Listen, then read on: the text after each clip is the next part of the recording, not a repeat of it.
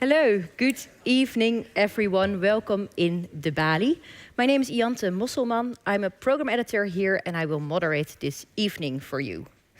This is a program organized on the occasion of the exhibition Good Mom, Bad Mom. And I visited the exhibition about a week ago and I loved how it gives such a rich and layered portrayal of motherhood, capturing the emotional complexity and the often conflicting thoughts that come with it. And it's an honor to be joined tonight by an incredible group of speakers. Katy Hessel, author of the groundbreaking The Story of Art Without Men. We're super pleased to have you here. Bula Beswe Siwani, whose work in the exhibition is extraordinary. And Laurie Kluitmans and Heske ten Kate, who curated this wonderful interplay of voices on motherhood. I'm going to give a really brief introduction, and then we'll have a program, and then there will of course be room for questions. But please wait till my colleague is with you with the microphone. And also please realize that there is a live stream, which means that if you don't want to be immortalized on the YouTube channel of the Balie, it's better to keep your question for after the program. I don't mind it. I've been on the Balie's YouTube for ages, so it's not that bad. When I had my first kid 6 years ago, I was overwhelmed, not just with joy, but with anger and frustration. I was shocked by how society suddenly seemed to see me and how unprepared I felt and how much dependency surrounded me. The baby depending on me and me depending on other people all the time. And all of this was quite a lonely experience. And it was only after giving birth that I discovered that there is art about motherhood and that there's literature, beautiful, powerful art and literature about this raw and transformative experience. But you have to actively look for it. It's rarely in the center, yet its importance is enormous.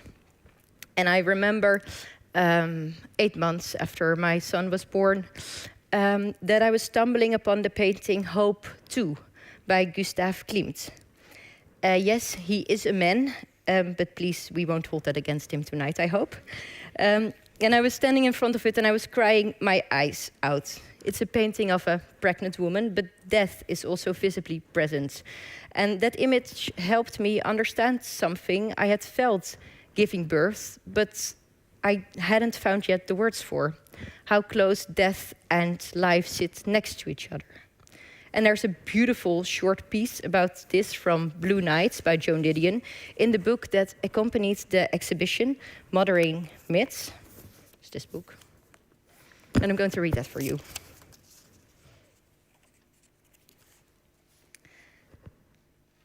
And then there will also be a quote here, hopefully.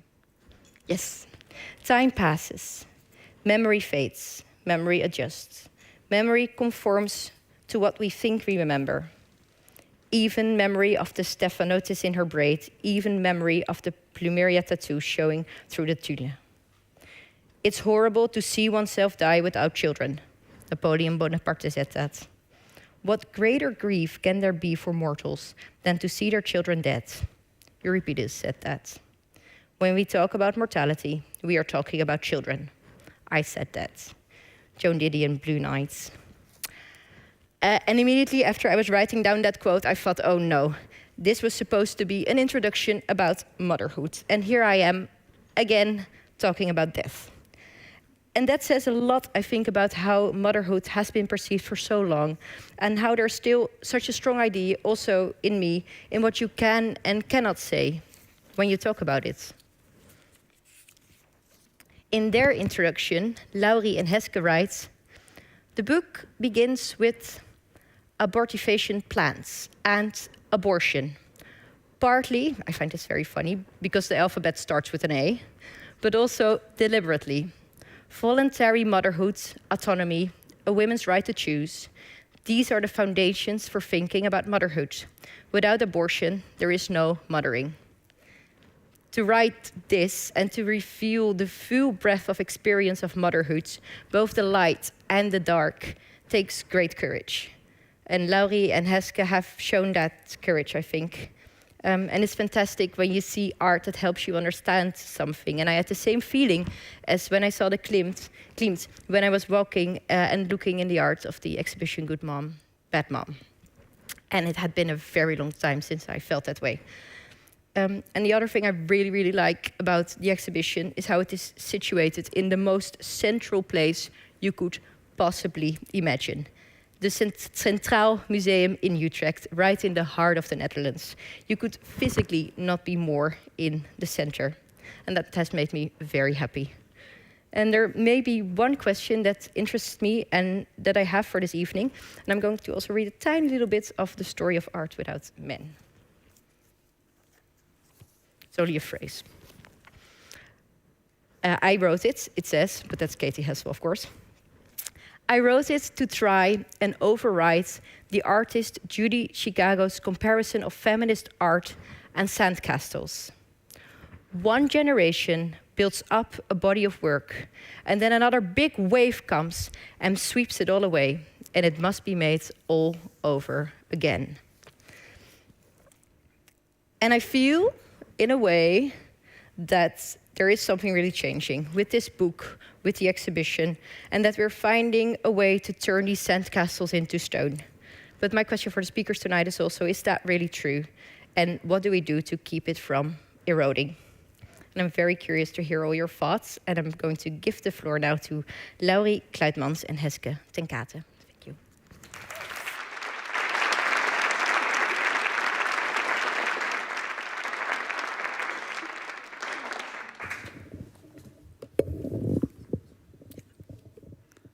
Yes, thank you, Jante, for that amazing introduction. I'll be speaking as two on behalf of Heske ten Kate as well.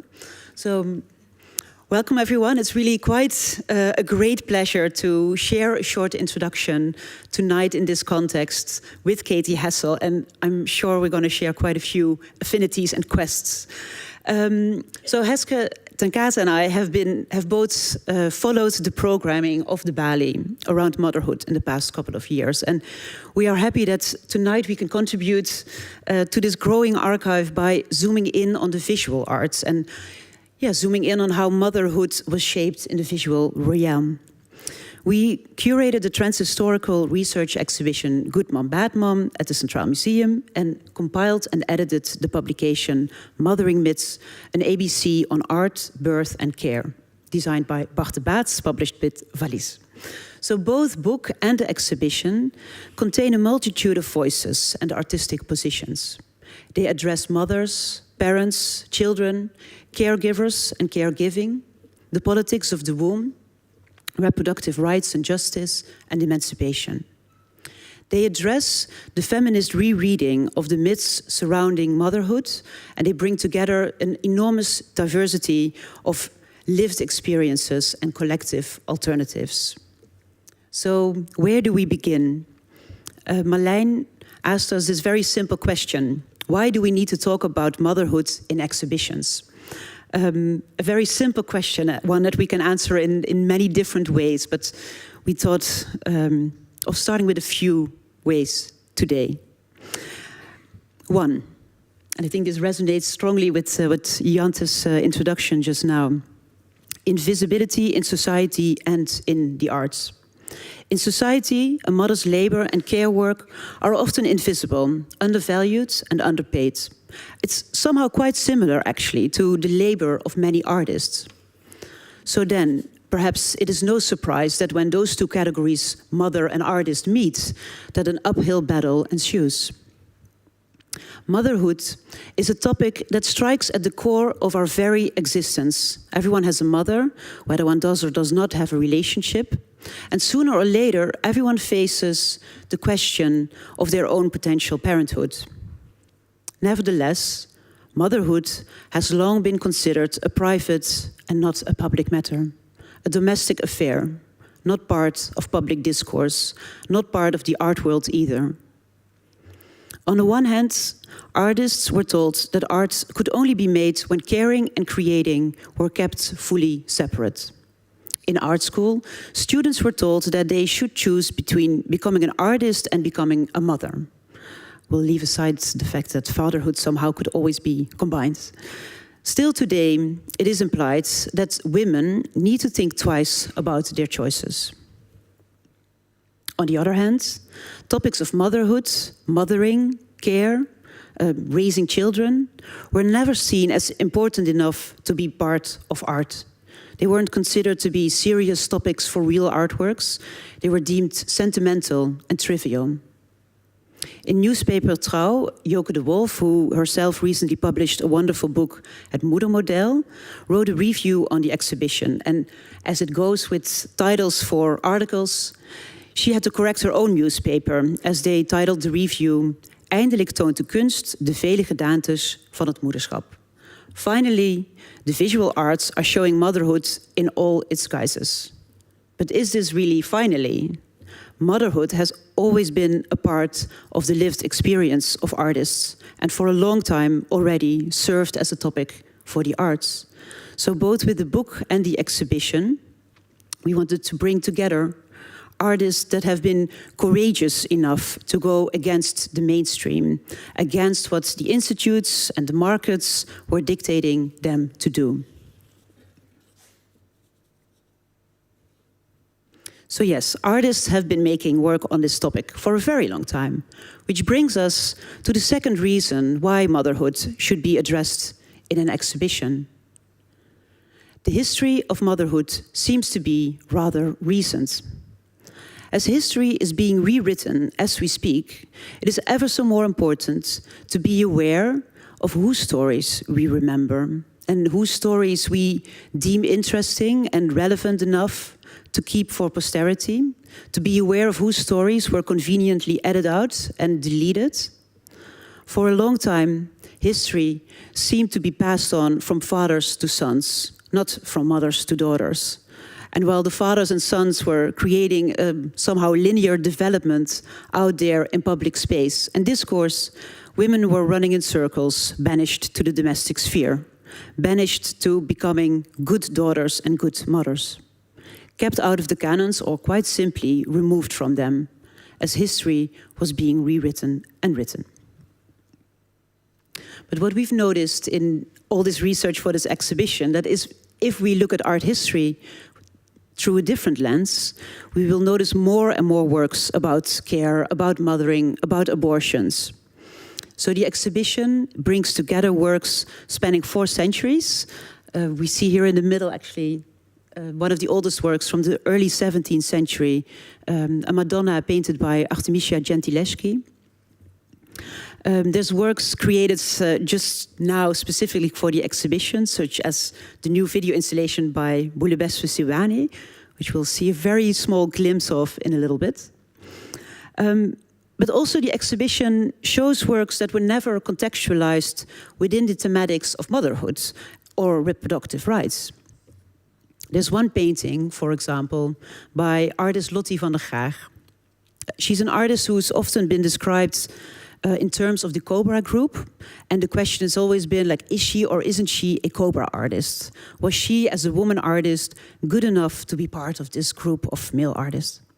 So it was only recently that it was revealed by art historian Willemijn Stokvis that the painting Forest God was in fact a depiction of a traumatic abortion the artist had. Number 3. History is being rewritten as we speak. History is not a given, not a fact, something that is being written. And as we speak, reproductive rights are being challenged by conservatives. Men like Andrew Tate tell women that motherhood and being someone's wife should be the main goals in life. Working women, powerful women with children, in turn are described as the bad mothers. Working women without children are described as the curious cat ladies. Current political discussions raise broader questions of reproduction, care, and whose bodies and labor we actually value. So we need to be aware of the positions that are available to us, which brings us to the 4th reason. We do not need one singular story, we need many. We need to share the enormous diversity of lived experiences. Rosemarie Buikema, a professor in gender studies, who contributed to the publication with a wonderful essay on the feminist rereading of Madonna, wrote, "The stories and images we transmit to each other across the generations help us understand the positions that are available to us in life, the opportunities upon which we might act, the choices we are able to make. For a significant part, understanding and having control over the course of events is the result of the stories that we tell and the images that we have at our disposal. So those images and those stories are the framework within which we capture our experience. And simply put, we need words, we need images in order to understand what is happening around us and in order to control our own destinies." So it is important to not just replace the image of the good mother in the guise of the Virgin Mary for simply one other, more realistic image.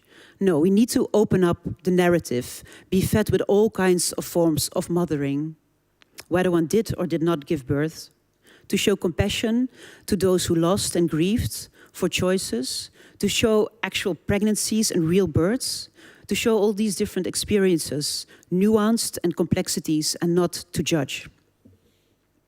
The book, the publication, is set up as an ABC, following the alphabet as a structuring device to bring together fragments and images across time. It allows for all these voices from poets, artists, thinkers, and philosophers to come together in a non-hierarchical manner. There's not one story or one word that takes center stage, but instead they all inform each other, they build on each other. And in a way, this dense collection of fragments is like a telephone book. Maybe that's a too old school reference for some.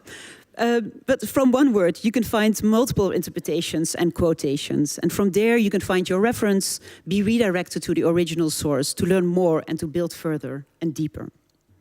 Which brings me to the last reason why. Emancipated parenthood. In her essay from 1970, Feminism and Motherhood, philosopher Susan Griffin asks, why is it in the case of women that we always blame the individual and not the social structure? That we see failure in discrete lives and do not question the way things are? So even though I can think of more reasons to share here today, I will end questioning the way things are in the form of emancipation. We need to make public inequities deemed private and build from there. If we were to think transhistorical and intersectional, we need to understand how emancipatory parenthood could look like, and that it in fact looks different for different groups in society, depending on their own histories and their positions in that history, their own struggles and battles.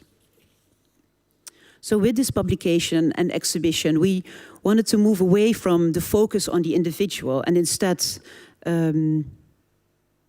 move towards collectivity, move away from the judgment of that singular individual.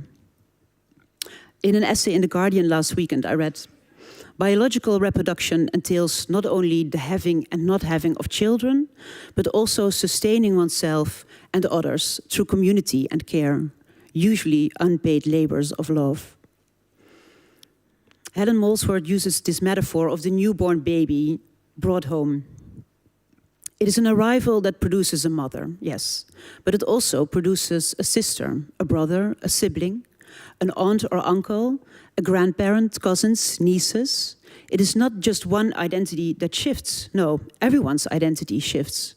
So against the vertical narratives of patriarchy, where history is passed on from father to son, good mom, bad mom, and mothering myths proposes a more horizontal alignment, one where there's room for shared affinities, for having things in common, for a togetherness that involves a chosen family.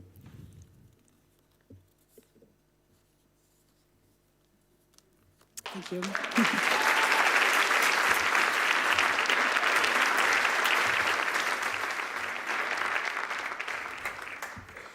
Thank you very much, Laurie. We're going to listen to Katy Hessel, and let me please introduce her to you. She's the woman behind the popular Instagram account the great women artist, and the podcast with the same name. She's the author of The Story of Art Without Men, a companion of women artists from the Renaissance to today, in direct response to the famous work on E.H. Gombrich, The Story of Art, that you probably know, that covered, unfortunately, no women artists at all. Please give a really warm welcome to art historian, curator and broadcaster Katy Hessel.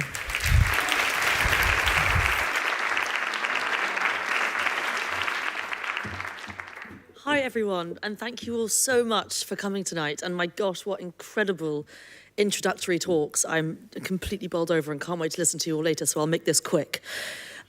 This book, The Story of Art Without Men, came out 2 years ago, but the inception for it began nearly 10 years ago. In October 2015, when I was 21, I walked into an art fair. I looked around me at all the works in front of me and realised I didn't see a single one by a woman artist. It was a moment that changed my life. I was stunned and I asked myself, could I name 20 women artists off the top of my head? Could I name 10 pre-1950? Any pre-1850? The answer was no. Had I essentially been looking at art history from a male perspective, the answer was yes. So, like anyone who has felt like what is close to an epiphany, I could not sleep that night. I did what any aspiring millennial art historian would do and took to Instagram and typed the words women artists, and nothing appeared. And so I started my own. It was to be called The Great Women Artists, and I've been doing it nearly every day since. And the Instagram takes its name from the great late feminist scholar Linda Nochlin, who in 1971 penned the essay, Why Have There Been No Great Women Artists? It was published in Art News in January 1971, and we can see the cover of it here. Now, you might be wondering, why is this the cover of this book? It's of a girl. Maybe she's at the easel. We see two figures behind her. Maybe it's a bit strange. There's a bit of cracked glass. What's going on? Well, interestingly, in 1917, the Metropolitan Museum of Art in New York City bought this painting for $200,000 when they were under the impression that it was, in fact, by Jacques-Louis David. It was deemed by critics as exemplary, unforgettable. By the 1930s, it had been made into prints. It was so popular. But after a while, a curator began to question its provenance. And after a few misjudgments, it was attributed to a little-known woman called Constance Charpentier, to which a male critic in 1964 responded, well, actually, there are certain weaknesses of which a painter of David's caliber would not have been guilty. In 1996, it was reattributed again, this time to Marie Denis Villers. Although I wonder if those historians would have praised the work to the same degree, and would the Met have paid a similar price tag had they known that it was by a woman. So since 2015, the Instagram has celebrated the work of women artists from the last 1,000 years. Over 2,600 posts, which I turned into a book, although in the book I limit myself to 500 of those years, beginning in the 1500s and ending in the present day. The book takes its name from a title I read and loved growing up, E.H. Gombrich's The Story of Art. Well, I loved this book. It wasn't until I had been doing my Instagram account for a few years, I think I was about 23, and the Tate Modern asked me to install a giant 10-metre high timeline of women artists from the last 1,000 years, that I really actually started to question this Bible. I went to The Story of Art because it has a fantastic timeline at the back, and I found myself turning the page again, and again. And I realised that not a single woman artist was mentioned in this tome. Actually, in the 16th edition, they include Kata Kulvitz, so maybe that's progress. So I thought, just like he left out women, I thought I'd leave out men. Because the thing is, I strongly believe that if we don't see art by a wide range of people, then we're not seeing society as a whole. It's exactly what your exhibition about. We need to see motherhood not just from the male perspective, which is what we saw for so many centuries, but from the female perspective too.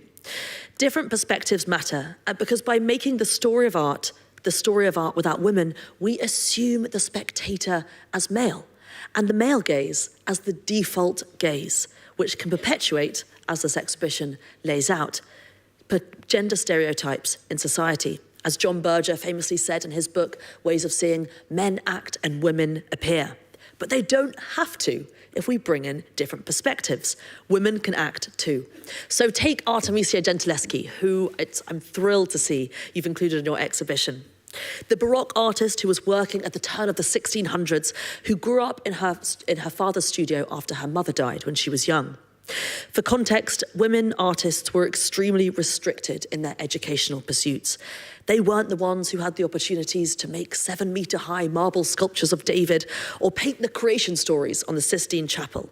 It took until the 1890s for them to even be allowed to paint the nude from life, an essential training for any artist. But Gentileschi had the advantage of the fact that she grew up in her father's studio. And this work on the left, Susanna and the Elders from 1610, was a work that she signed and dated when she was just 17 years old. It's a towering picture, one I've luckily been enough to witness in real life. And it follows the story of the Old Testament biblical tale of Susanna and the Elders. And Susanna and the Elders is a story of the young virtuous woman who's bathing in her garden when two lecherous men try and seduce her. It's not a pretty story. It is violent. It is traumatic. Yet so often Susanna has been pictured as an object for the male gaze, as you see here, by Guido Reni. Whereas Gentileschi, for me, changes that. She gets to the realness of how vulnerable it can feel to be a woman. She knew all too well what it was like to be in this position when she was 17 years old in 1611. She was raped by an artist friend of her father, which resulted in an excruciating 7-month trial where ropes were tied around her fingers and tightened. The most awful harm that it could do to an artist, where your hand is your currency, and she was forced to prove her innocence. While we can't read her biography into it too much, she was clearly very determined to show the strength of women in her artworks, as seen here in this brilliant work, Judith slaying Holofernes. She even changed the story to include her maidservant, who was originally keeping watch, to help her perhaps show the power of what happens when women work together. But it's true, where do we see women being strong in art history otherwise? Because if we think about the way that women are seen, especially by male artists, they're seen as passive. If we look at Caravaggio's version, for example, of Judith beheading Holofernes, he portrays Susanna as weak and Holofernes is still mighty.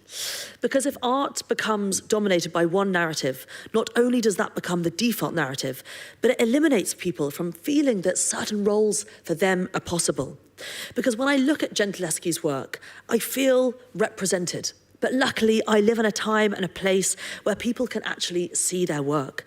Because despite being an international celebrity during her lifetime, it took until 2020 for the National Gallery in London, where I live, where just 1% of their collection is dedicated to women artists, for them to stage the first ever exhibition by a historical female artist in 2020. And looking at Artemisia Gentileschi's work, you see history in you. You see these paintings, these stories that you've seen time and time again. From a female perspective, she shows you that people just like you and I, no matter what your gender is, but existed then. They were fighting for it then and we're still fighting for it now. Because if you can't see it, how can you believe that it's possible? Sorry, I should mention this is the Caravaggio painting. As we can see, it's very different. Again, it's this idea of the power of portraits, the power of representation, the way that your exhibition is going to make people feel seen, whether they're young, whether they're teenagers, people in their 20s, 30s, 40s, 50s, is really going to change things. For example, Mickaleen Thomas, who lives and works in New York City, hailed for her bejeweled, dazzling image of powerful women that reinterpret scenes from 19th century French paintings. She saw and knew that it was possible to be an artist because she went to go and see an exhibition when she was actually studying law by a fantastic photographer called Carrie Mae Weems, I'm today visited the Rijksmuseum for the first time. There is an incredible presentation of Weems's work currently now. Because she saw her story represented. She saw the everydayness of lives represented, which told her that actually she could be an artist too. You know, I love this line from her. She says, portraits are powerful. They have great resonance in the world.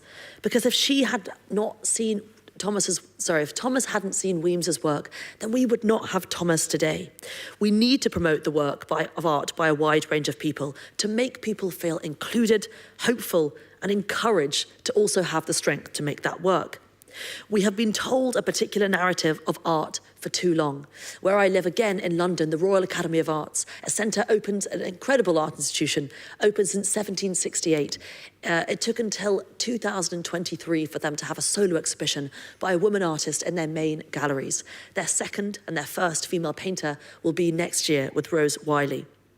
Because we need to show everyone that they are worthy of being included in the history of art. Because after all, the history of art, if it is the history of the world through an individual's lens, because by doing so, we will see so many more stories. We will be enriched. We are not eliminating anyone from this. We are just purely saying, welcome and come and tell your story because it matters too.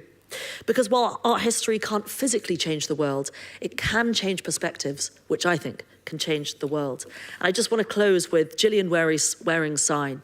Gillian Waring is an incredible photographer, artist, a performance artist working in London, who came about in the 1990s, especially with this work called Signs, where she took her camera to the streets of London, along with a blank piece of paper and pen, and asked passerbys to write down their emotions, thoughts, or feelings at that moment and hold it up so she could photograph it. And here are the results. Because art history is about people, it's about stories. Art, as the poet Emily Dickinson said, is a way to tell a story, but tell it slant. So on that note, this is the power of art and the power of art history, and I'm very excited to get the conversation going. Thank you.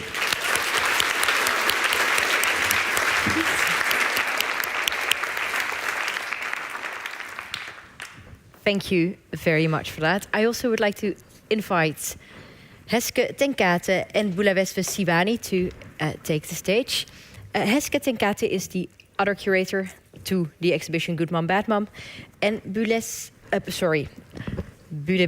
Siwani contributed, and she's a multidisciplinary artist. And I'm going to start with you, if that's okay. Because you are a mother and an artist, and I was wondering, did becoming a mother change your practice? Hello, everyone. Thanks for coming. Okay, so it changed my practice in ways that I didn't even see. I only realized maybe a year afterwards that it's changed my practice in such and such ways, but it definitely has shifted my practice in the way that there are things that I want to see, there are things that I want to make, there are things that I want to live a certain way, and there are things that I'd like my child to also experience and also look back at it and say, okay, this is what my mother did. You always want your kids to be proud of you, but I think for me it's more than like being proud of my mom. It's more, how did we shift it, or how did she shift it for me? Yes. And so it shifted the way that I think about making. And in what way? I've been more confident to say no to things, no to things that waste my time, things that don't serve me, and things that take time away from my kid, and things that I feel that are not serving humanity in any way whatsoever. So I think as an artist, you've got one job. It's not to create beautiful things. It's to change someone's opinion or to change the world in any way whatsoever, like any little way. And if you can do that, then you've done your job. You need to be an eye of the time that you live in. And if you're not the eye for the time that you live in, then I don't think you've done your job. I think you're doing a disservice to what you've chosen to do. And so if I'm not a representation of the moment that we're living in, then what am I making? Yeah. And what did you see? What did you didn't see when he was not yet there? What did you see when he came into your life? What I was before and what I am now, two completely different things. First, I was just living, and there were things that I was just, okay, oh, this is nice. Yeah, I'll just say yes. Maybe I get invited to a show and I'll just say yes. It's not worth my time and doesn't make sense, but I'll be like, okay, I'll do it just because I want to experience it maybe. Now, experience isn't the thing that I'm interested in. That can fall to the wayside. It's no longer, it doesn't serve me, like I said. And also, how is it going to shift how people are viewing things if I don't make a clear stance or don't make a clear decision about where I stand regarding politics, gender, sex, anything, then why am I saying yes? So these are the things that run concurrently in my mind when I'm thinking about making artwork and also my child. Yeah. For instance, when I became a mother and I told a friend, I'm going to have a child, my friend then said, oh, so you're going to make mom art now? And I was like, that's kind of rude. And then my brain immediately ran to, actually, yes, I am. Yeah. Because you don't get to see a lot of mothers making art. And also, why are we speaking about my womb and my reproduction choices in this way? Why does it have to, why we bring it into the workplace? So the first thing I did was make a sculpture of myself pregnant. Yeah. And I made 3 of them. That's fantastic. Yeah. And so it kind of shifted the way that I saw not only mothers, but also matriarchy as a village. Yes. Then I also started thinking about mothers in the art world and how many of us there were, how many of us were choosing to have children, how many of us have lost children, how many of us have made the choice not to have children based on our career choice. And I just started thinking about how unfair some of some people's insights are into our reproductive rights, our lives as women. I find that unfairness very interesting. Heske, is that something you hear back from a lot of artist women you worked with, artist mothers, for this exhibition? I think it's something everybody agrees on. That the starting position is unfair in a way, especially when you make art about this. But what I heard mostly is what I heard Bughle say as well. It's a story about courage. So we heard a lot of courageous stories about how you feel this internal discouragement in a way, like your friend told you, or you learn in art school or you learn in university, or otherwise the literature will tell you. And then to take away this shame or this inner shame you feel when starting your practice or making work about your own lived experience, you step into a different realm of making, I think, or a different reality of making. So you overcome your own shame in a way, or the perception of other people telling you this is a bad idea in a way. And then something so powerful comes out. And that's actually the story you heard mostly, I think. Like people saying, yes, it is unfair, but yes, I have the power and willpower to change it. And I want to because I want to see the story. I want to see these images, and if I don't see them, I'm going to make them myself. And Bughle is actually a very important voice in this exhibition. She comes back many times throughout the exhibition because I think Bughle is one of these artists that also combines the lived experience with the larger structural politics around this womb, or about colonization and decolonization, about the black body, about involuntary loss of a child. I even think we have a small video. Yes, absolutely. Right? It would be great if you could see that.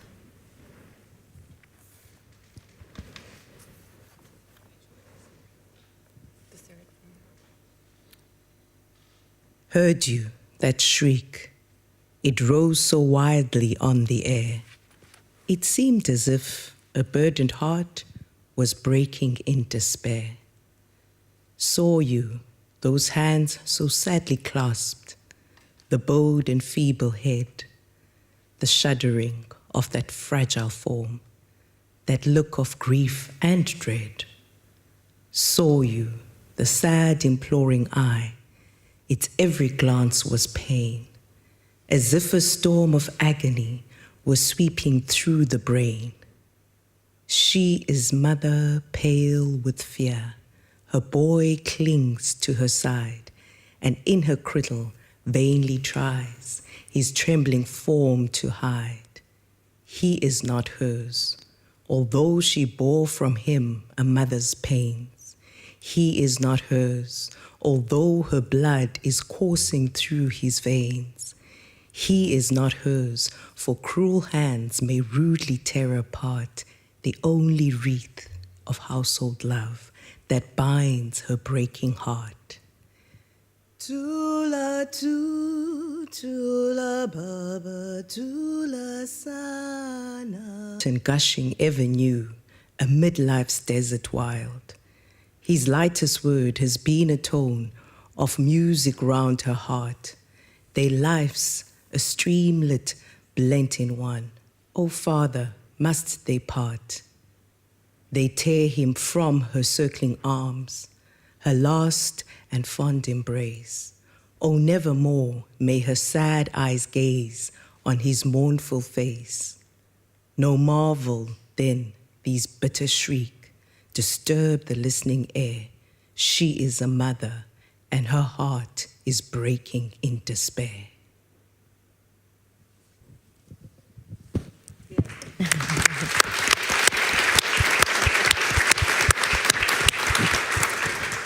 Do you find it difficult to see your own work with people? Yes and no. Why yes? Yeah, I like to look at the work on my own, and then I will look at it when people are around it. I tend to just look at the people, not the work, and then I'm an observer of people, and I think that's where that comes from. Also, once you're done with the work, it no longer belongs to you, it belongs to the world. Yeah, or wherever it stays, it has a different home. Yeah, you were its first home, like your child. It's your first home, you're their first home, and then after that, they belong to the world. Yeah. Katy, in going through all these women artists, how big was the topic of motherhood in your work, in your research? I mean, the book is very much laid out by movements. And so instead of sort of themes or anything. And the reason why I wanted to do that was also to break down this idea of women being constantly seen as the wife of, the daughter of, the sister of, or whatever.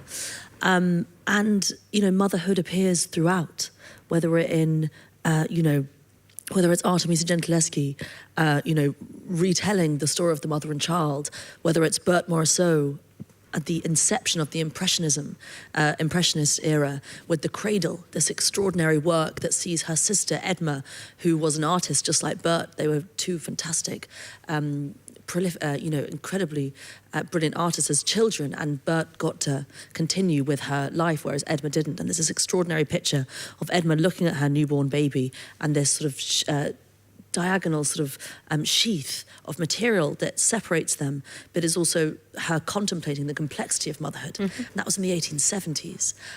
You have someone like Alice Neal, who battled her entire life with the notion of motherhood. In her 20s, she lost 2 children. One of them was because her husband's family took the child away. The other one was because she died of diphtheria when she was 8 months old. And then she went on to have 2 more children. And so, in a way, motherhood is this incredible thread that runs throughout the entire book. It's something that I don't necessarily discuss because in a way it touches on everyone. One of my favorite chapters in the book, as in writing it, is this chapter about the 1960s artists, so people such as Nika de Saint-Phal, or Louise Bourgeois, or Eva Hesse, or, you know, and these people who look at, or Senghor Ngudi, who look at how the body can expand and contract using materials like stockings or latex. And I think, you know, going for these, when we think of sculpture, again, it's this default gaze. We might think of a stone sculpture or a marble sculpture, but actually, why can't we use these different materials? Because women inhabit different bodies, and we need to understand those incredibly brilliant superpower abilities. And so it really just, it runs throughout. And yeah.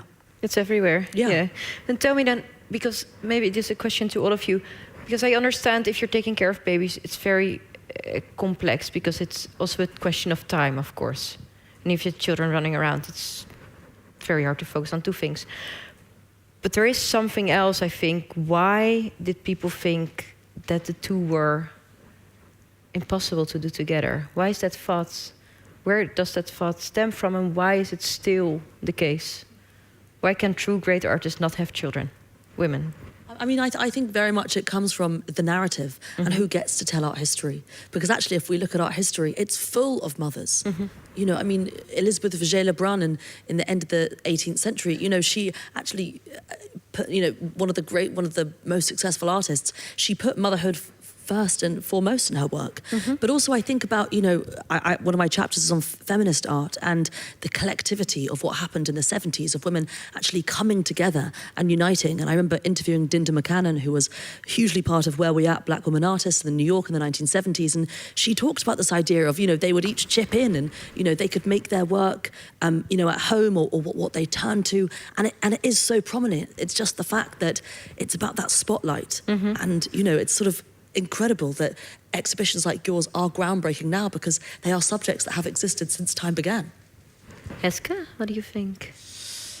I think you can answer that question also plural, because I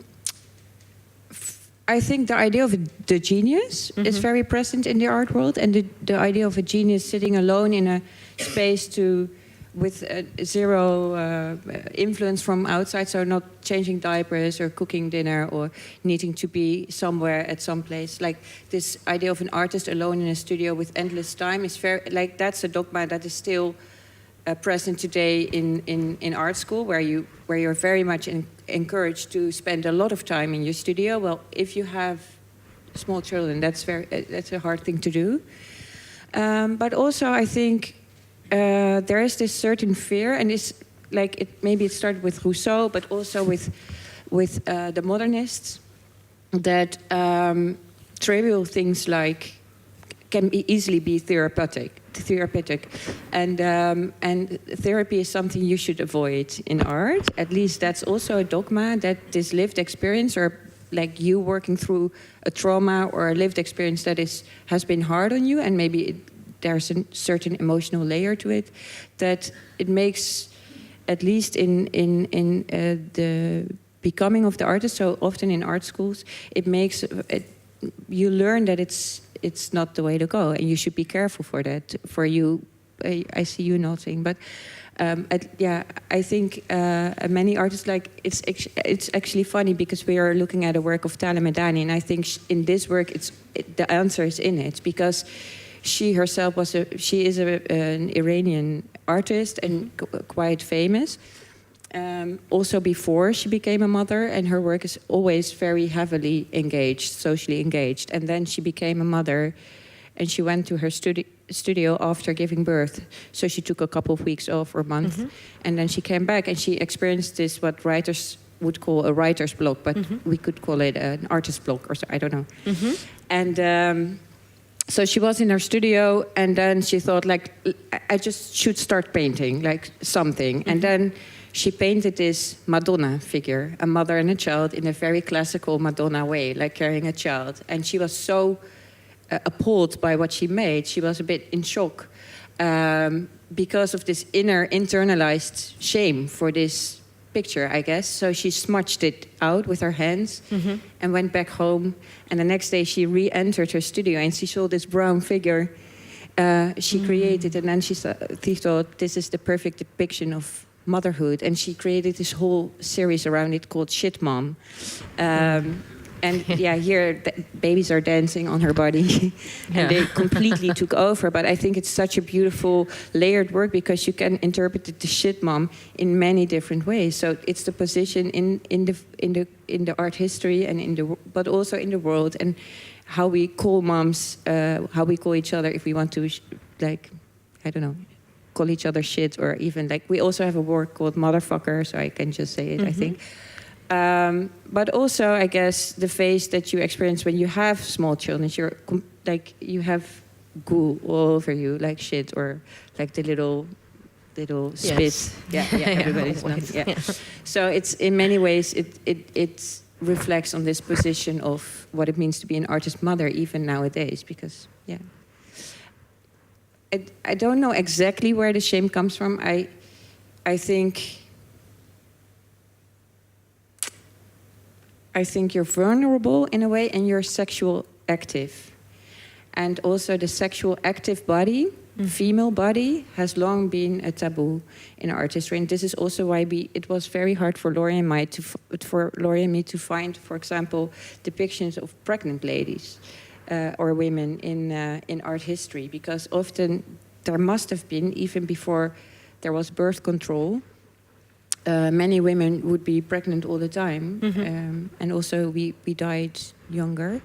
But in the art, you don't see it so much. So it has to do with, probably it has to do with the fact that we didn't want to look at women as... Because it means they had sex. Yeah, and they were giving birth. And this is very physical and non-Christian.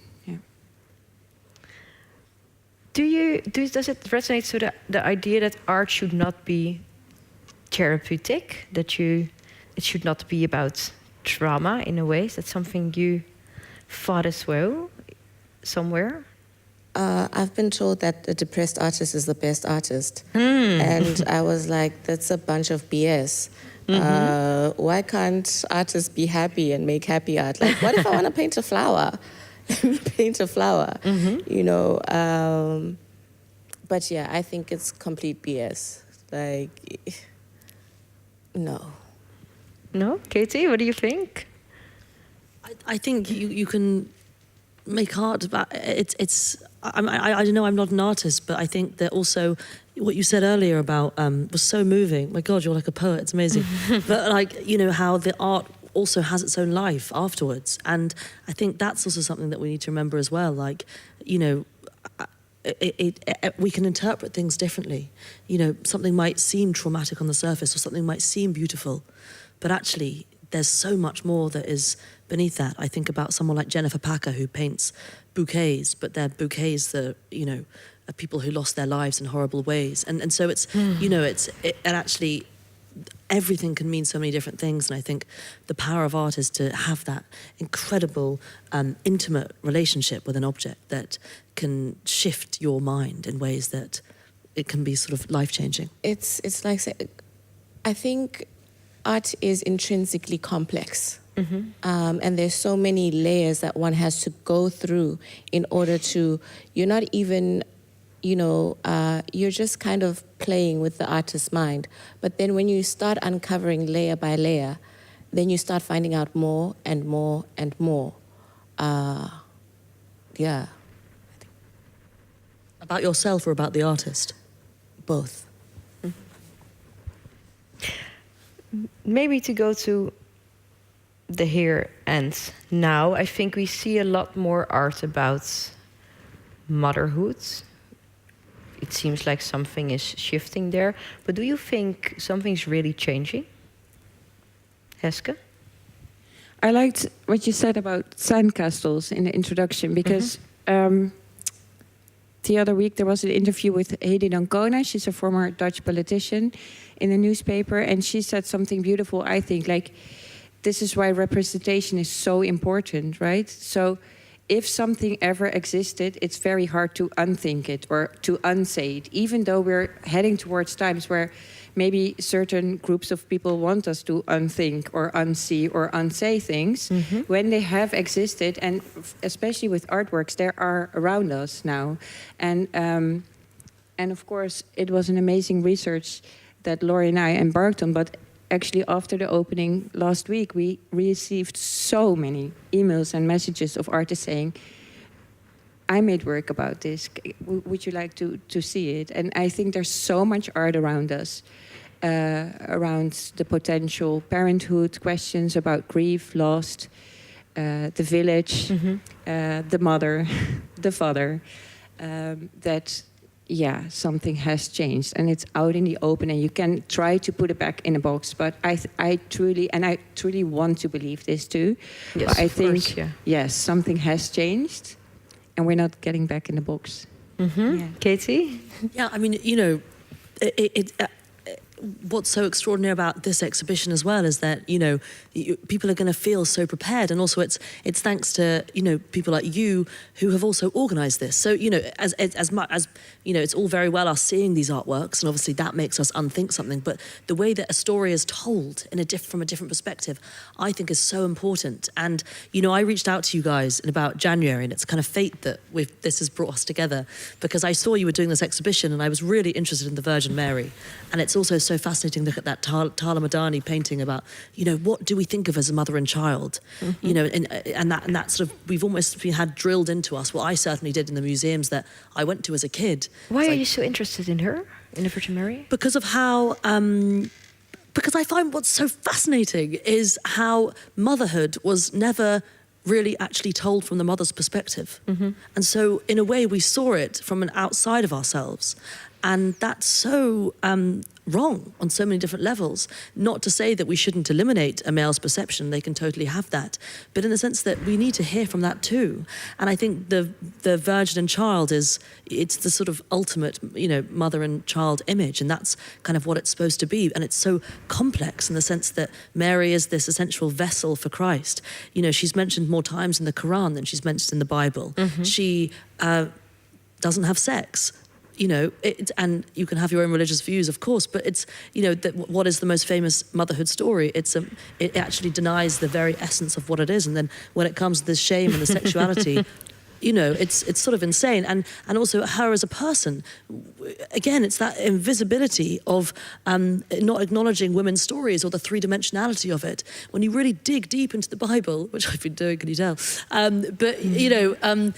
She hardly has a story. And then when you see the art being represented, she just becomes this vessel. And I was searching for different perceptions of that. And we bonded over this, but Artemisia Gentileschi's version, she's tired, and that's sort of what motherhood can be. And it's like just showing you that that's there. And one of my favorite artists who has taken on the Virgin and Child is Paula Rego. And for those who don't know Paula Rego, I really urge you to have a look at her work.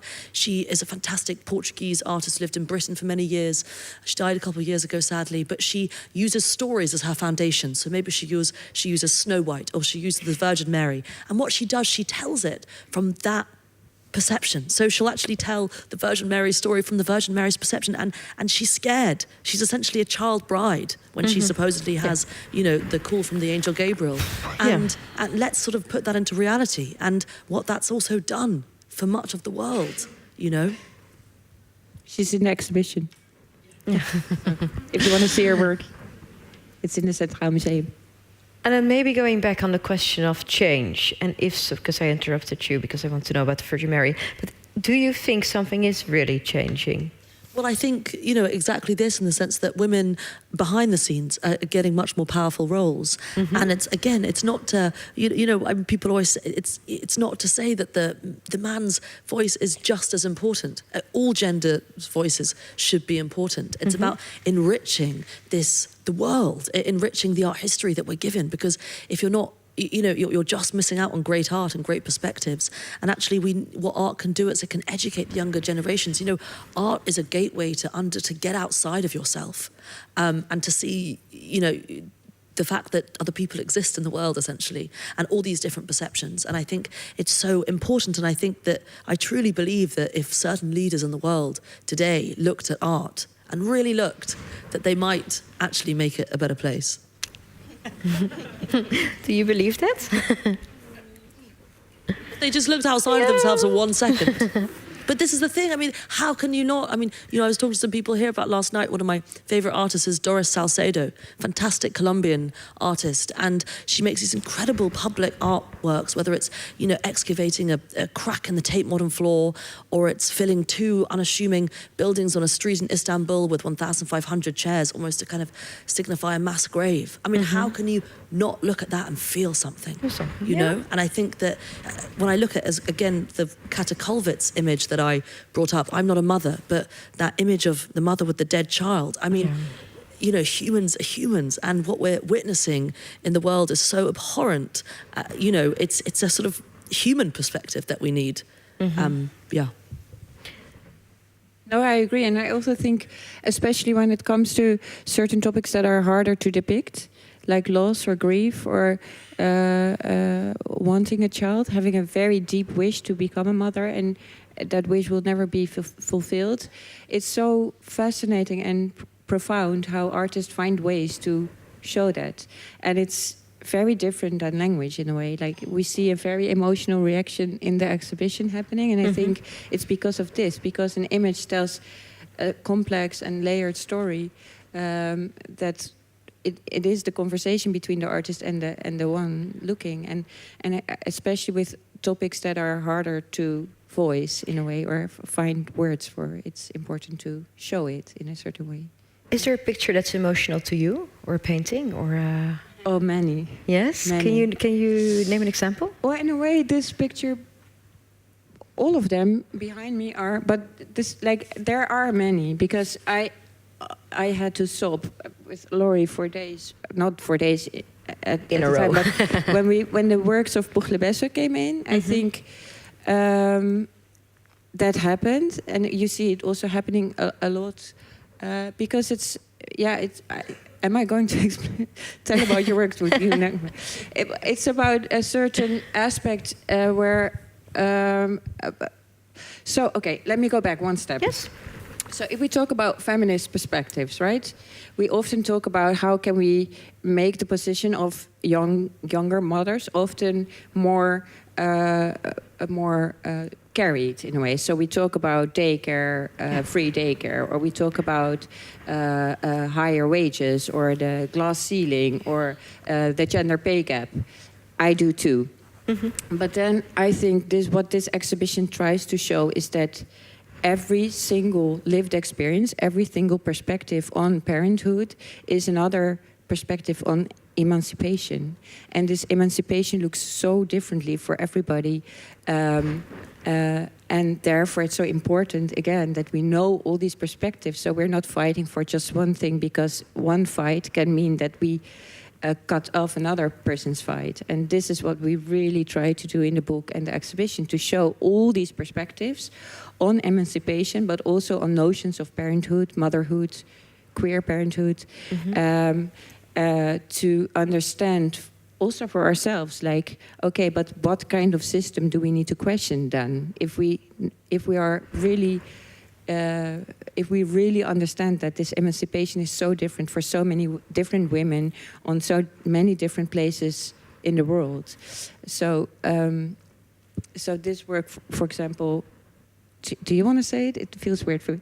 Okay, so this is a 4-channel film Pugliese made for the Centraal Museum, and you told us. So we asked about the green soap sculptures of Pugliese. So we went on studio visit, and we talked about the pregnant self-portrait made by green soap, and the matriarch family. So the grandmother, the mother, the grandma, you, and your own child. And then you said, but I really, really would like to make this film. You were researching it for a long time already, and this film is about a slave breeding farm. And you see 4 channels, and I think it's so beautifully made, because you see 4 different women in different stages of their parenthood.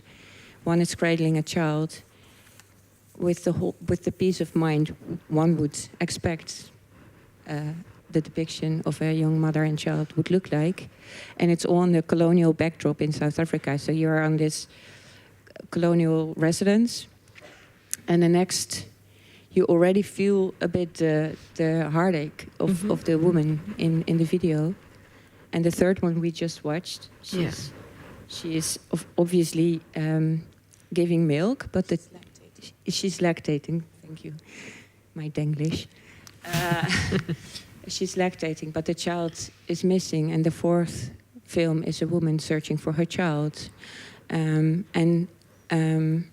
It's the horrendous story of the colonial times where women were forced to literally breed. And I don't want to say giveaway, but the children were taken away by the colonists, or they for labor or for assault. And I think a story like this is so very important to tell when we talk about parenthood and the positions of emancipation of children. And I think also on one slide you saw in the first, when you enter, you walk towards the work of Balie Zangeva.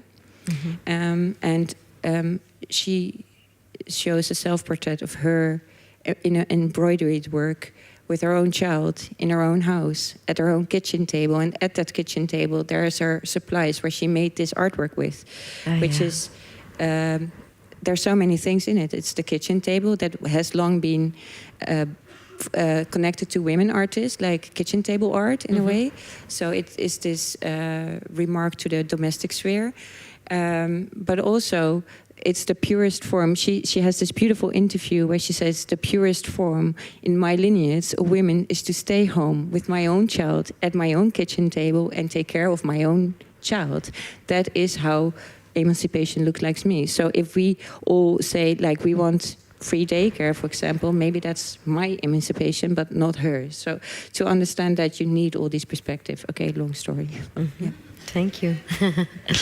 Can I ask you, how did this artwork came into your head, the one Heske described? How did you think of it? She described two, the soap work or you're talking about the video? Yes. I was in Portugal and I have two Portuguese friends who I met in South Africa, and they recently had moved back to Portugal. So when I told them that I was coming to Lisbon for 2 months or so, they would take me out like on trips during the weekend. And then one weekend, the one friend decided to take me to like this fort. And he's a designer, so he thought it might be, he's also a designer that I work with, so he designs some of my books and like some other stuff. And he was like, yeah, so all the trips are always there's always an angle and there's always an art thing that he's taking me there for, although nobody really wants to work on like the weekend. But he was like, okay, let's go to this place. And I said to him, please tell me there's a beach, Carlos. And he was like, yeah, there's a beach. Cool, we'll go to the beach. And we drove for about 2 hours and we got to this fort. And there's two things that really, really interest me in life: churches and forts. I have like this major fascination with these things as like colonial earmarkers, usurpers, and just things that just take and throw back out. It's like a machine. Anyway, so we get to this fort and he takes me around it, and then he's like, do you notice anything interesting in here? And I was like, no, I just feel weird. I want to get out of here as soon as possible. I just want to go to the beach, drink a caipirinha, and chill. And he was like, okay, let me show you something. So he goes to the wall and he points. It was literally on the left side of the wall. He points to it and he says, what does this thing say? And I was like, I can read a little bit of Portuguese. And the parts that I could understand was slave. And I was like, okay, what happened here? And then he started explaining to me that this little piece of paper is telling the story of the origins of this building, which was a slave breeding farm. So then I was like, okay, we've got to walk we're walking around this place. Now I want to know exactly what it looks like. So we started walking around this area, this fort, started looking out, and immediately I started getting flashes of when I was in Dakar in Senegal, and I was at the door of no return, and I was the only black person in a group of about 20 white people. And somebody was like, oh, please stand at the door and let me take a picture of you. And I was like, no, no, that's not happening. And it definitely brought about this discomfort and this feeling of, there's this term called atavism, which is the genes of your ancestors they go through all generations, so you can feel the emotions or the traumas of them through yourself. And at that moment, I don't know if it was my trauma or their trauma, and I was just like, I need to get the hell out of here, but I don't even want to be at the water. And so on our drive back home, I was like, I can go to any beach, just not this beach. On our drive back, he was like, okay, so what are you gonna make? And I was like, Jesus, Carlos, we're not there yet. But it took me a couple of weeks. And then when I was about to have my child, on a whim, I decided to film a video of myself pregnant with this poem that I had found called The Slave Mother, which is this. Mm-hmm. And I just started imagining people running, but sitting on a bench. There's nowhere to run. No. So it's this one place. Yeah, so it's this stasis of running. So that's where the word comes from. Thank you. I find it very interesting also that you use the word discomfort. Is discomfort for you, if you feel that, do you know then is it important for you as an artist, that feeling? Or discomfort, yeah. I rarely like work that doesn't make someone feel uncomfortable in some way or another. But that's a personal choice. It's subjective to me. For instance, there's the work in the show. Mm-hmm. It's also Shit Mom, but it's the video, where it's just a gloop of like a mom, and then she wakes up, gets out of her room, wipes something, and everything that she touches, like there's a gloop on it. Yeah. And then she sits and she starts masturbating on a chair, but then the chair starts getting like really gloopy as well. And then, so like it's uncomfortable, but it's really funny. But at the same time, it's just like, it's life, no? Mm-hmm. Yeah. So, and even the sound of it is like really just, there's, Cardi B calls it macaroni in a pot. Mm-hmm. So there's this, like this, you know, that sound.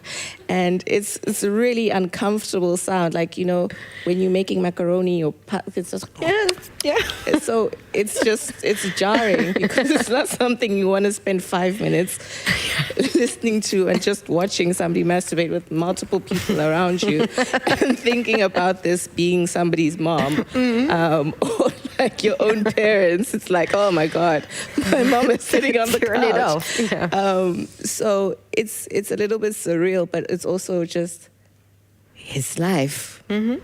Yeah, and life is discomfort. Mm-hmm. Mm-hmm. Okay. Yeah. I think that aptly describes how I feel about art that resonates or I can relate to. Mm-hmm. It has to be uncomfortable. Like a McDonald's sticker in Italy, they had to turn it white because it was uncomfortable for them. Every single thing that we look at that is a graphic is a piece of art. Mm-hmm. So, yeah. Does that resonate with you, Katy, the discomfort? Yeah, I love it.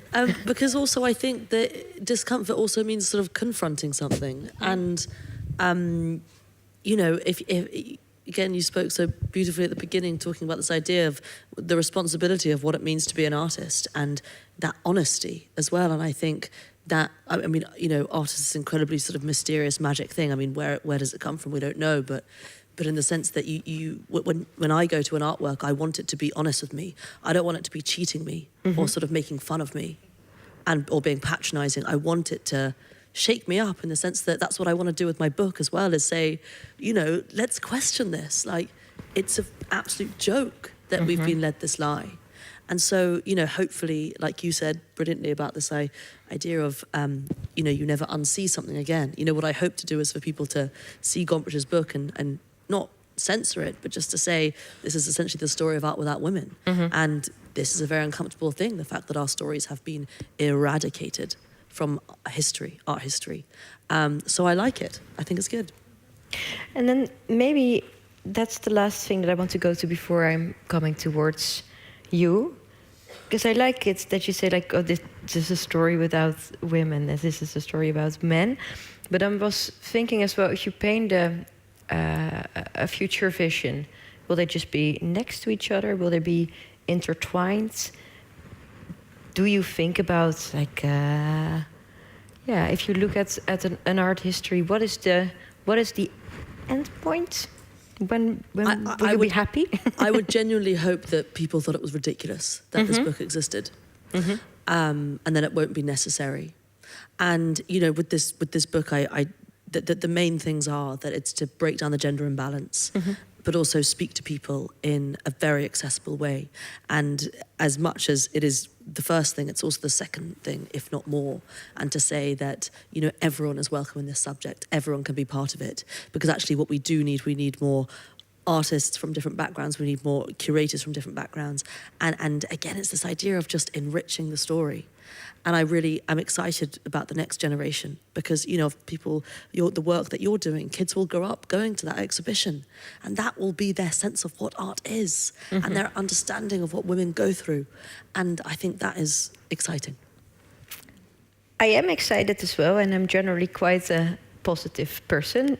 You wouldn't maybe say so from these questions. But looking at what is happening in the world, and especially in the United States as well, and also with some art institutions there. I love also, Heske, how you said what you saw you can't unsee, but it does also feel in a sense that the tide is really against us. But then I think it's more important that we have discussions like this, that we make art. You know, this idea that you can't have hope in times of despair it is the opposite of what you should be doing. You should be, you know, having real human conversations. You should be putting things out in the world that are, you know, if you sort of surrender and let these people win, then I think beauty is so much more than that. I'm not saying that very eloquently, but just, you know, we can't let these people win, basically. Do you ever despair? Yes. When? I mean, the whole time. But I think, you know, if it is in the sense that, like, you know, but my approach is very much like you despair, and then what can you do? What action can you do? Perhaps it is literally having a conversation with someone. Maybe it's writing a book. Maybe it's making an artwork. It can be as small or as little as you want. The fact that all of you showed up today is an act of resistance and an act of change. And I think that always, you don't have to do a million things, but if we all do something small, then hopefully the world will be a better place. Yeah. Heske, do you want to react? Yeah, because I think what history also taught us, and it's a beautiful, we call it cabinets in the third room. We created together with Atria, and it's a knowledge institute here in Amsterdam for women histories. And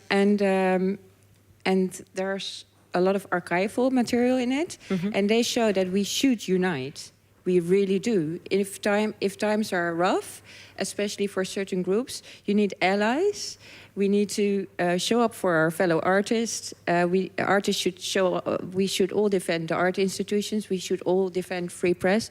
And when I say something has exist or is existing, so you can't undo it or unthink it, we should all try to keep it being present in a way. And we could, I think, in a way, have a lot of power to the people, like to the village, instead of trying to do it all alone, because that will be harder, I think, nowadays or in the future. But then again, also, we were a bit... we were talking about, because there are some explicit nudes in this exhibition. There are a lot of artworks on self-determination and abortion. And we were asked several times in the process by several different people, like, are you gonna place trigger warnings, for example? Yes. In this exhibition, and we talked about it. Bart Rutte is also joining this, but we talked about it. Like, but where do we put the trigger warning then? Is it the nude? Is it self-determination? Is it women's rights? Is it colonialism? Where actually? So yeah, okay, it's a complex and layered and maybe a painful story by times, but where do we need to put so we never put down a trigger warning? However, we mentioned in the introduction that some artworks or stories could be triggering in a way, but I think the collective story tells a story about courage and about verworvenheden. I'm sorry, but the gains, basically gains we have historically, and we should defend them with the village, all of them together, and we should fight for every kind of emancipation for the collective, not just for one story or one. So sometimes I feel despair too, but I think I also see how many people show up, pull up, but also share this story, and they're more than politicians in the White House. I very love that about the exhibition, how it's both very sad and emotional, but also very hopeful. So I think you did a very brilliant job in that. I'm looking at you. I cannot see you because you're in the dark, but maybe someone will be so kind. Yes, hello. Lina has a microphone, I think. Yes. Is there someone who wants to ask a question? Yeah?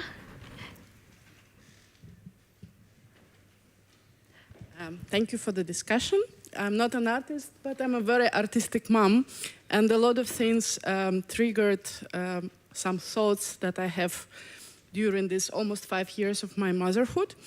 One about emancipation. My friend asked how you can be so deeply feminist and decide to stay with your daughter home.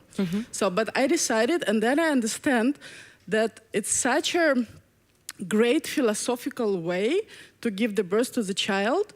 And our function is very into domestic, about caring, not about growing.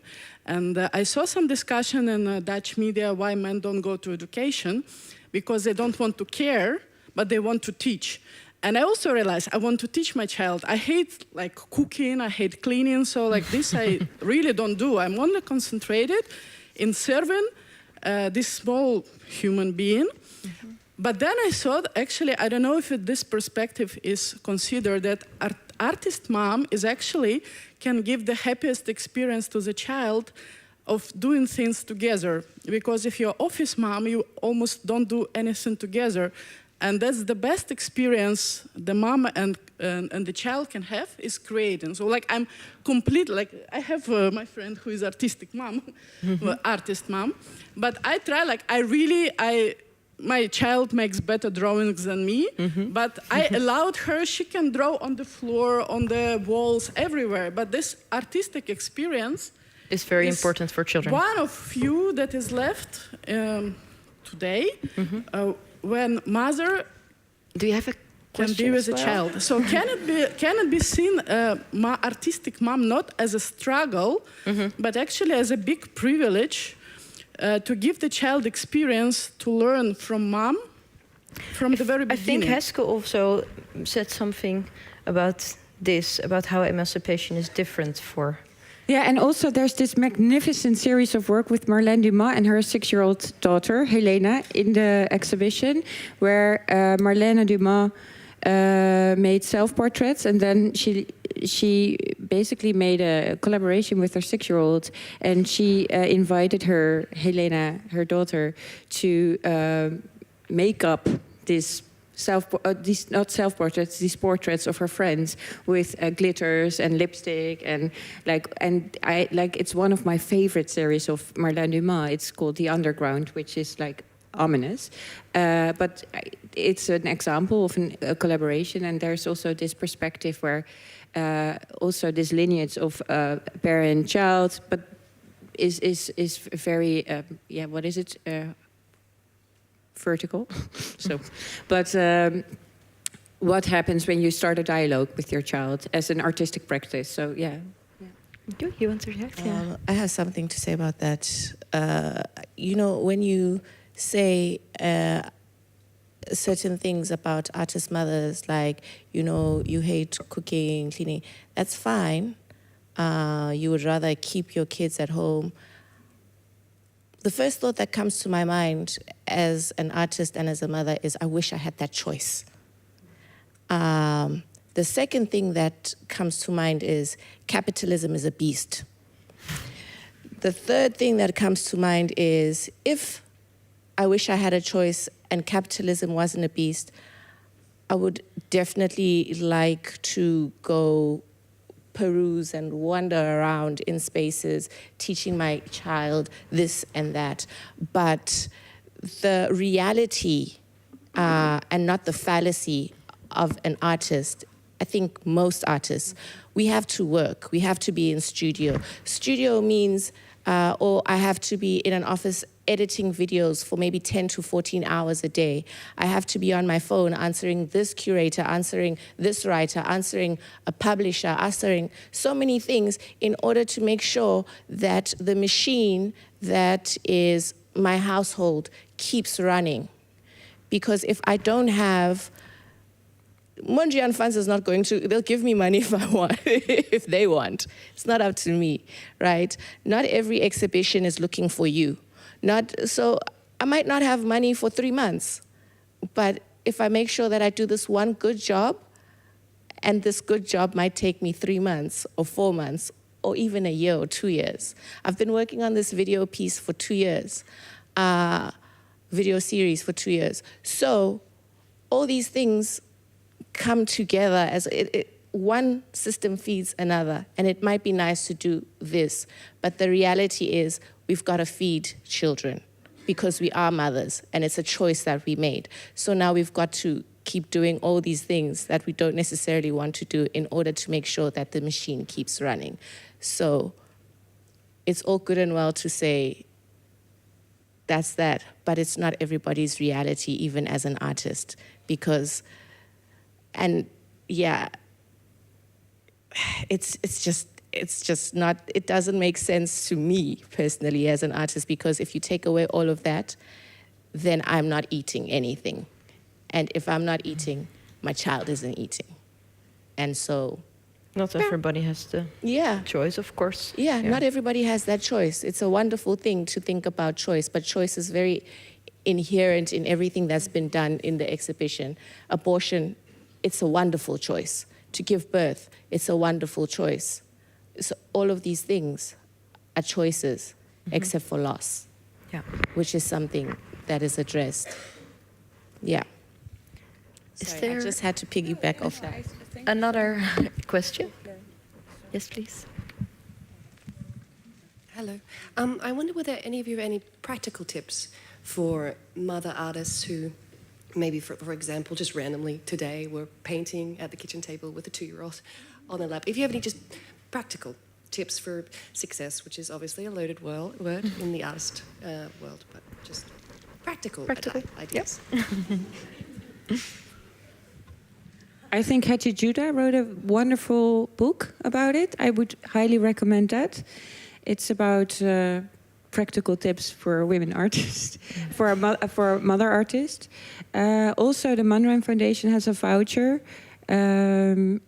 which I love. And you can apply as an artist mother for artist in residence, and you can take your child or family along, especially when you have younger children that don't go to school. It's an amazing opportunity. But I like to, Hetty Judah is also in our book, because she really did a deep and profound research on the practical issues faced by women artists / mothers and their daily practice. Yeah. Casey, do you want to add something? No, that's Hetty Judah. Another, yes, here in the front. Please wait for the mic for the people at home. There's lots of Laurie, would you like to join me? Because I like that. Yeah, no? No, I was just wondering when well, how and when the seed for this exhibition was planted, because you're the curator. So was this your own initiative, or were you asked? How did this come into being? When was the seed planted? It stems from an earlier collaboration, Laurie. So sometimes in art, or like art at large, so writing, thinking, listening to music, you find soulmates, right? In a way, like artistic soulmates or co-mothers, or I don't know how you want to call them. Laurie and now I feel awkward, no, I think we artistically have this like interest in the same. So Laurie and I were talking a lot about, I think the conversation started about why is it we drink beer. I think I vaguely we often do that. So, and we were talking about how this notion of parenthood is so present at a certain age in your friend groups, and how this can be a pickly conversation a bit, because it's so emotional, and it's even if it's a choice, abortion or having a child, it's often not a light choice. To decide in today's society to not have children is very not a lightweight decision. You very much has to explain yourself publicly often. And also all the interviews of Laurie and I start with the question, do you have children? And to be honest, this is also what we talked about. Like when we started this research 4 years ago, I was childless, and Laurie had a child, and we were talking about how important is to have this representation of artwork to make the conversation about these things more easygoing, more understanding, more profound, more complex, more understanding, more open, to create this kinship. Also, I guess you need artworks for that. Luckily, we were given almost 4 years' time to do this research, so therefore it is a research-based exhibition, and we were able to read many books and many voices. And when we were working on it, we also found that there's so much beautifully written, sang, so much beautiful poetry, academic readings. So basically what we then try to do is to bring together all these voices in the book. So it just, I think many people in the museum will at least recognize 1 or 2 artworks. If you look at many exhibitions, you will definitely recognize more.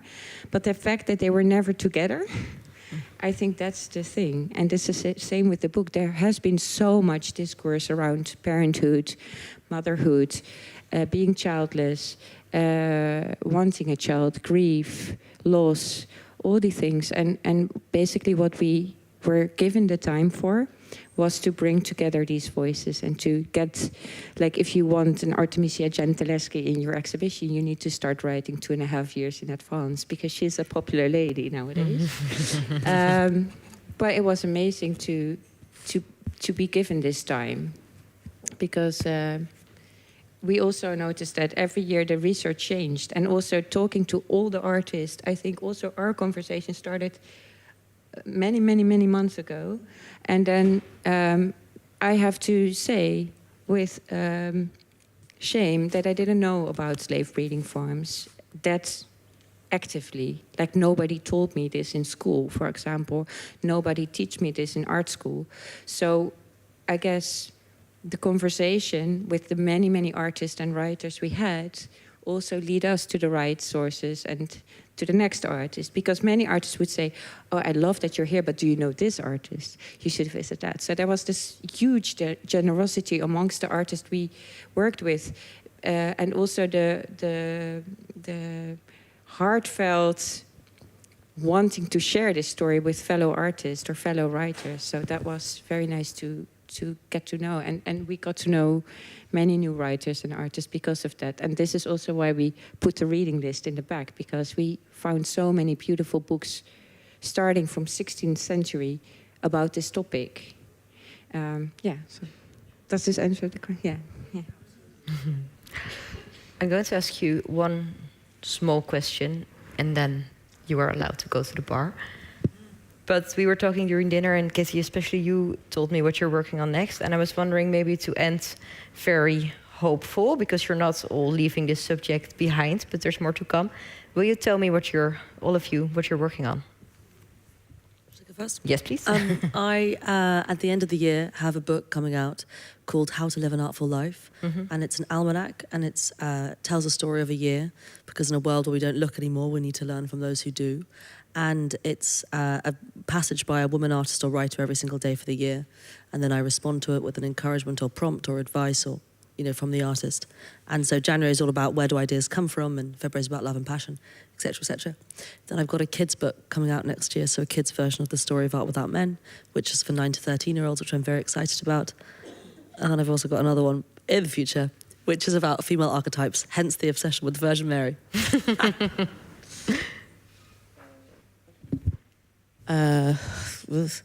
I am working on a solo show in May. And the solo show is basically about the VOC, WOC, because I've just always been interested in water and water in terms of like the colonial way that water works. Not only as a root, but as something ancestral, as something spiritual, as a pathway to the heart, mind, body, soul, but also just as a colonial router. So I'm making a show about that in May, and then in July, part of the Refresh Biennale in Amsterdam Museum. Yeah. And where will the solo be? In May. Yes, and where? No Man's Art Gallery in Bos en Lommer. Yeah. And you, Heske, what's next after these 4 years? Actually, over a couple of hundred unanswered emails. So I've been doing that but a holiday is coming up and then I also work at a non-profit art space called Nest in The Hague. I'm the director there, and also I need to get back to that, which is amazing. There's also a beautiful exhibition up. But also this exhibition will run till half September. So many, many more months. And there's a lot of programming, contextual programming coming up. So we will be busy with that too. Yeah. If you haven't yet, please go and see the exhibition. Thank you all for being here. Thank you, Larry Kleitmans, as well. You want to say something? Can I? Yes, you can. Because our beloved publisher is here, I think, with the books. Yeah.